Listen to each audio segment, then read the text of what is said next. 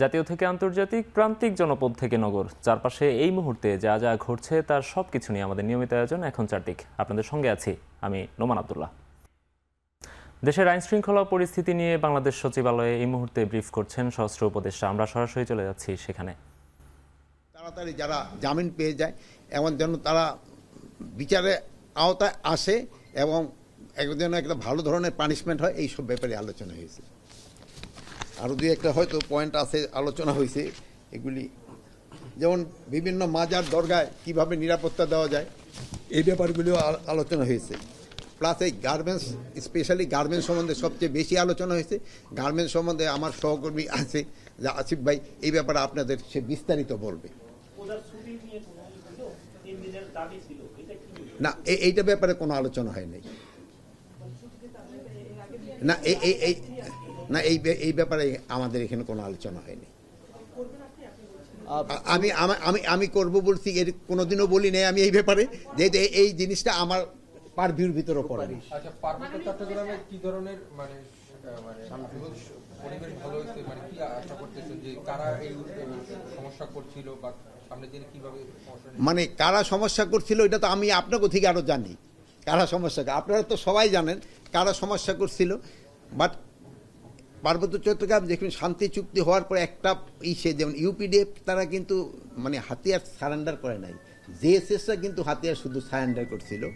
এখন এই UPDF JSS তাদের ভিতরে একটা ইন্টারনাল ঝামেলা আছে, প্লাস অন্যান্য যারা সিটিজেন ওখানে আছে তাদের ভিতরেও একটা সমস্যা আছে। এবং তারা সবাই যেন মিলমিশে কীভাবে থাকতে পারে ওই আমাদের ব্যবস্থাটা করতে হবে। প্লাস অনেক সময় তারা কিছু কিছু অস্ত্র এবং ট্রেনিং বাইরে থেকেও পাচ্ছে, ওইটা থেকে যেন না পায় ওইটারও আমাদের একটা ব্যবস্থা করতে হবে।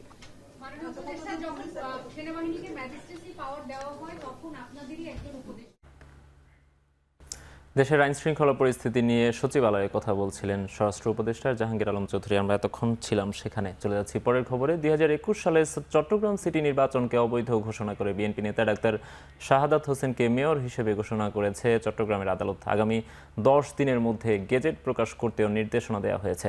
দুপুরে নির্বাচনী ট্রাইব্যুনাল এবং যুগ্ম জেলা ও দায়রা জজ মোহাম্মদ খায়রুল আমিনের আদালত এই রায় দেন।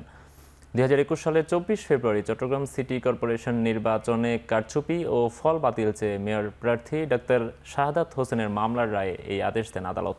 বিএনপির মেয়র প্রার্থী ডাক্তার শাহাদাতের ওই মামলায় চট্টগ্রাম সিটি কর্পোরেশনের সদ্য সাবেক মেয়র এম রেজাউল করিম চৌধুরী সহ আঞ্চলিক নির্বাচন কর্মকর্তা, নির্বাচন কমিশনারের সচিব, প্রধান নির্বাচন কমিশনার সহ কয়েকজনকে বিবাদী করা হয়।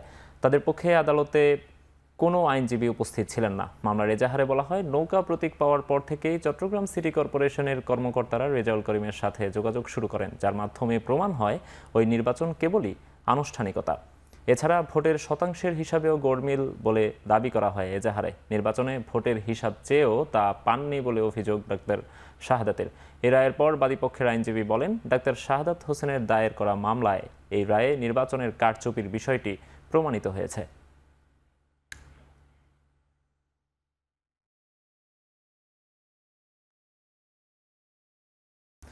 কয়েক দফা রিমান্ডের পর সাবেক বস্ত্র ও পাট মন্ত্রী গোলাম দস্তগীর গাজীকে গ্রেফতার দেখিয়ে কারাগারে পাঠিয়েছেন আদালত। মঙ্গলবার সকালে নারায়ণগঞ্জ জেলা কারাগার থেকে ঢাকার সিএমএম আদালতে হাজির করা হয় তাকে। সাংবাদিক হাসান মাহমুদ হত্যা মামলায় গ্রেফতার দেখানোর আবেদন করে পুলিশ।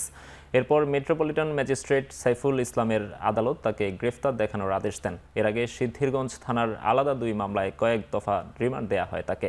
মামলার এজাহারে বলা হয়, ছাত্র জনতার আন্দোলনে গত 31 জুলাই সাংবাদিক হাসান মাহমুদ আহত হয়ে হাসপাতালে ভর্তি হলে তিনি মারা যান।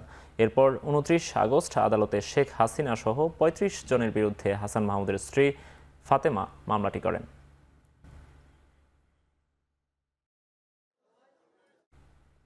সালমান এফ রহমানের মালিকানাধীন বেক্সিমকো গ্রুপের সব সম্পত্তি দেখভালের জন্য রিসিভার নিয়োগের আদেশ বহাল রেখেছেন চেম্বার আদালত। চেম্বার বিচারপতি রেজাউল হক এই আদেশ দেন। একই সঙ্গে এ বিষয়ে আপিল বিভাগের পূর্ণাঙ্গ বেঞ্চে শুনানির জন্য আগামী 28 অক্টোবর দিন নির্ধারণ করেছেন আদালত। এর আগে গত 5 সেপ্টেম্বর সালমান এফ রহমানের মালিকানাধীন বেক্সিমকো গ্রুপের সব প্রতিষ্ঠান দেখাশোনা করতে রিসিভার নিয়োগের নির্দেশ দেন হাইকোর্ট। বাংলাদেশ ব্যাংককে এই নির্দেশনা বাস্তবায়ন করতে বলা হয়। এক রিটের শুনানি নিয়ে বিচারপতি এ কে এম আসাদুজ্জামান ও বিচারপতি মোহাম্মদ মাহবুবুল ইসলামের হাইকোর্ট বেঞ্চ এই আদেশ দেন। একই সঙ্গে বেক্সিমকোর গ্রুপের প্রতিষ্ঠানগুলোর কী পরিমাণ বকেয়া ঋণ আছে তা জানাতে বাংলাদেশ ব্যাংককে কেন নির্দেশ দেওয়া হবে না তা জানতে চেয়ে রুল জারি করা হয়েছে। আদালতে রিটের পক্ষে শুনানি করেন আইনজীবী মাসুদ আর সুবহান। আর রাষ্ট্রপক্ষে ছিলেন deputy attorney general Redwan Ahmed Ranjib ও সহকারী অ্যাটর্নি জেনারেল মুজাহিদুল ইসলাম শাহিন। যে 4টা ডাইরেকশন ছিল বাংলাদেশ ব্যাংকের উপরে, আমি আবার বল, রিসিভার নিয়োগ, প্রপার্টি অ্যাটাচ করা, মানির যে লোন দেনাগুলো আছে লোনগুলো আছে রিকভার করা এবং বিদেশ থেকে টাকা ফেরত আনা। এই 4টা ডাইরেকশন ছিল। আরেকটা ছিল যে কোর্টকে এটা 4 সপ্তাহের মধ্যে জানানো। এই 4টা ডাইরেকশনকে সামগ্রিকভাবে একত্রে নিয়ে বাংলাদেশ ব্যাংক কার্যক্রম শুরু করেছে। শাহজালাল আন্তর্জাতিক বিমানবন্দরে 3 কিলোমিটার এলাকায় হর্ন বাজালেই করা হবে সর্বোচ্চ 500 টাকা পর্যন্ত জরিমানা। যদিও আগামী 1 সপ্তাহ চলবে প্রচারণা, পর্যায়ক্রমে প্রয়োগ করা হবে আইন। সকালে এই কার্যক্রমের উদ্বোধন করেন পরিবেশ, বন ও জলবায়ু উপদেষ্টা সৈয়দা রিজওয়ানা হাসান। তিনি বলেন, বিমানবন্দরে নেমেই হর্নের প্রকট শব্দ বিদেশিদের কাছে বাংলাদেশের ব্যাপারে নেতিবাচক ধারণা দেয়। তাই হর্নমুক্ত এলাকা ঘোষণায় বিমানবন্দরকেই বেছে নেওয়া হয়েছে। ধীরে ধীরে ঢাকার প্রধান প্রধান সড়কগুলোতে এই কার্যক্রম শুরু করা হবে। আর বেসামরিক বিমান চলাচল কর্তৃপক্ষের চেয়ারম্যান বলেন, পর্যায়ক্রমে দেশের বাকি বিমানবন্দরগুলো হর্নমুক্ত এলাকা ঘোষণা করা হবে। আমরা শব্দ দূষণের কার্যক্রমকে আরো গতিশীল করতে বিধিতেও কিছু সংশোধনী আনার চেষ্টা করছি। যতটা সময় লাগুক না কেন ততটা সময় আমরা দিব। এই 3 কিলোমিটার বেছে নেওয়ার একটা কারণ হচ্ছে যে এখানে কোনো স্লো মুভিং ভেহিকেল চলছে না, ফলে যেই যুক্তিটা দেওয়া হয় সবসময় হর্ন বাজানোর জন্য সেটা এখানে প্রযোজ্য হবে না। আহ্বানের সাথে সাথে আইন প্রয়োগের কাজটাও শুরু করতে চাই। যদি সফলতার বিচারে বলে, আমি মনে করি কাজটা শুরু করাই একটা সফলতা। হযরত শাহজালাল আন্তর্জাতিক বিমানবন্দরের সম্মুখস্থ 3 কিলোমিটার মহাসড়ক উত্তরে স্কলাস্টিকা পয়েন্ট হতে দক্ষিণে লো মেরিডিয়ান পয়েন্ট পর্যন্ত ঘোষিত হর্নমুক্ত নীরব এলাকা কর্মসূচি গ্রহণ করেছে। এছাড়া উক্ত এলাকায় সিঙ্গেল ইউজ প্লাস্টিক ব্যবহার বন্ধ করার জন্য উদ্যোগ গ্রহণ করা হয়েছে। আজ থেকে আমরা এই কর্মসূচি বাস্তবায়ন শুরু করছি।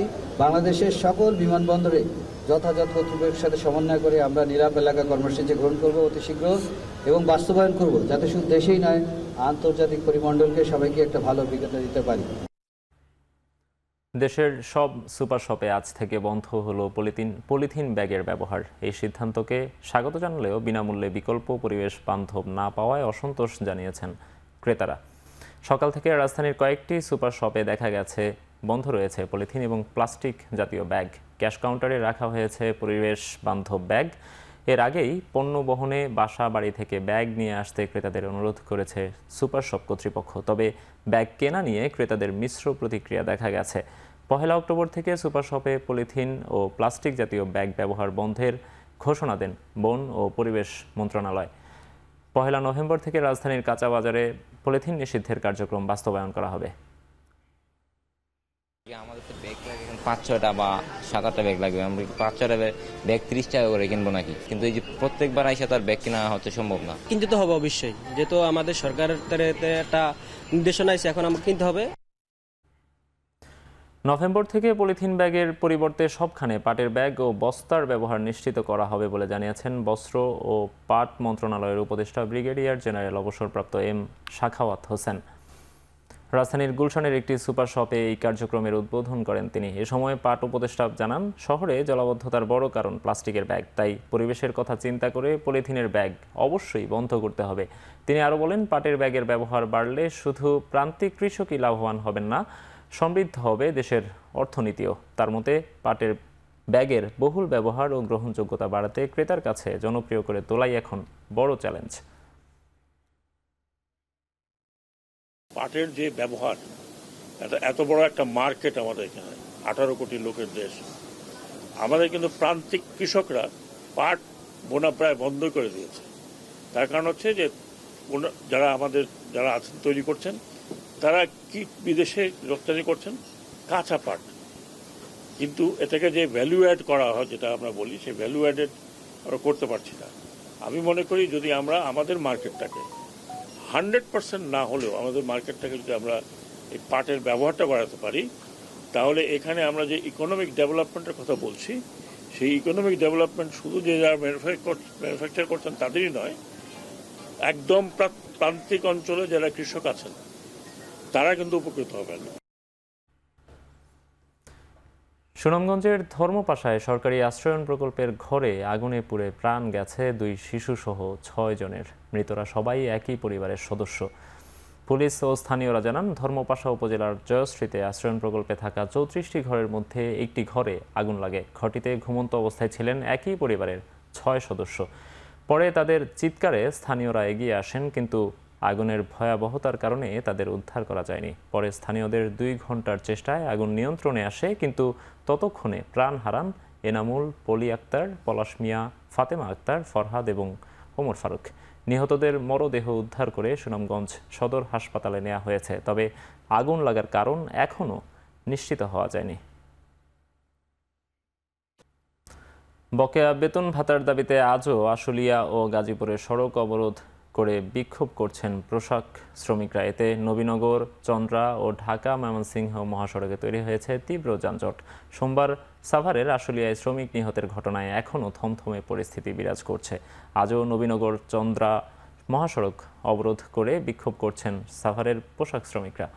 এতে তীব্র যানজট সৃষ্টি হয়েছে সড়কে। সহিংসতা এড়াতে মোতায়েন রয়েছে র্যাব ও সেনাবাহিনী। এদিকে গাজীপুরের ভোগড়া এলাকায় বকেয়া বেতন ও ছুটির টাকা পরিশোধের দাবিতে ঢাকা ময়মনসিংহ মহাসড়ক অবরোধ করে বিক্ষোভ করছে পোশাক শ্রমিকরা। সকাল 8টা থেকে শ্রমিকরা মহাসড়কের উভয় পাশের সড়ক বন্ধ করে বিক্ষোভ শুরু করে। এতে স্থবির হয়ে পড়ে মহাসড়কের যান চলাচল। তীব্র যানজটে আটকা পড়েছে শত শত যানবাহন।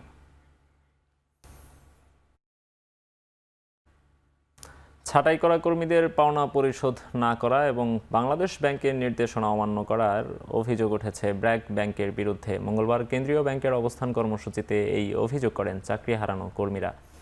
আন্দোলনকারীরা জানান, করোনা পরবর্তী সময় থেকে শুরু করে এখন পর্যন্ত অযৌক্তিকভাবে 2500-এর বেশি কর্মী ছাঁটাই করেছে ব্র্যাক ব্যাংক, যে সেই সাথে তাদের পাওনা পরিশোধ করেনি। এছাড়া 2021 সালের সেপ্টেম্বরে সুনির্দিষ্ট ও প্রমাণিত কোনো অভিযোগ না থাকা সত্ত্বেও শুধুমাত্র লক্ষ্যমাত্রা অর্জন না করায় বা অদক্ষতার অজুহাতে কর্মচারীগণকে ছাঁটাই না করার নির্দেশনা জারি করে বাংলাদেশ ব্যাংক। সেই সাথে যাদের ছাঁটাই করা হয়েছে তাদেরকে চাকরিতে পুনর্বহাল করার নির্দেশ দেয়। তবে ব্র্যাক ব্যাংক সেই নির্দেশনা অমান্য করেছে বলে অভিযোগ ছাঁটাই হওয়া কর্মীদের। বিষয়টি সমাধান করে চাকরি পুনর্বহালের দাবি তাদের।